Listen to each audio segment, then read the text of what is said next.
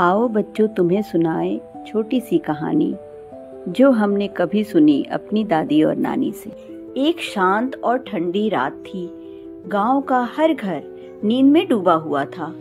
ऐसे में एक छोटे से चूहे ने अपने बिल से झांका। वह बहुत भूखा था। पेट में अजीब सी कुलबुलाहट हो रही थी। वह सोचने लगा, आज तो पूरे दिन कुछ भी नहीं खाया, अब तो कुछ भी मिल जाए, बस पेट भर जाए। काफी देर तक वह रसोई की ओर चुपचाप सरकता रहा।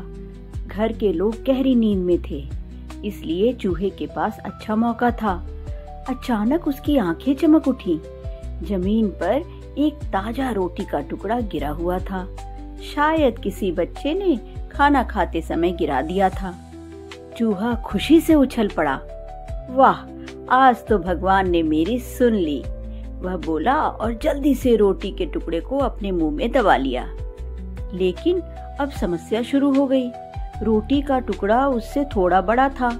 जैसे तैसे उसे घसीटते हुए वह अपने बिल की ओर चल पड़ा। जैसे ही वह दरवाजे के पास पहुंचा, उसे झटका लगा। अरे, रोटी का टुकड़ा दरवाजे के छोटे से रास्ते में निकल ही नहीं पा रहा था।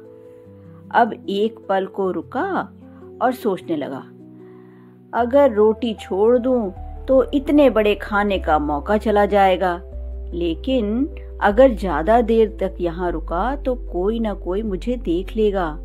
वह रोटी को इधर उधर घुमाकर दबाकर अंदर खींचने की कोशिश करता रहा, लेकिन कोई फायदा नहीं हुआ।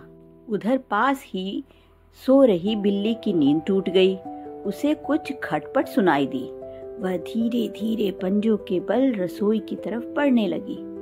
चूहा अब भी अपनी रोटी में लगा हुआ था और उसे बिल्ली की आहट तक नहीं सुनाई दी। जैसे ही बिल्ली पास पहुंची, उसकी आंखें चमक उठी। आज तो ताजा नाश्ता मिलेगा, उसने झपट्टा मारने की तैयारी कर ली। इसी बीच चूहे को एहसास हुआ कि कोई खतरा पास आ रहा है। वह चौकन्ना हुआ और तुरंत फैसला लिया। जान है तो जहान है बेटा, रोटी तो फिर मिल जाएगी, लेकिन अगर पकड़ा गया तो जीवन खत्म। उसने बिना एक पल की देरी किए हुए रोटी छोड़ दी और बिजली की तेजी से अपने बिल में घुस गया। बिल्ली ने रोटी उठाई और आराम से खाने लगी, लेकिन चूहा अपनी जान बचाकर बिल में सांसें ले रहा था। अंदर से चूहे ने सोचा, लालच बुरी बला है, अगर मैं समय पर न समझता तो आज तो सब कुछ खो ही दिया था।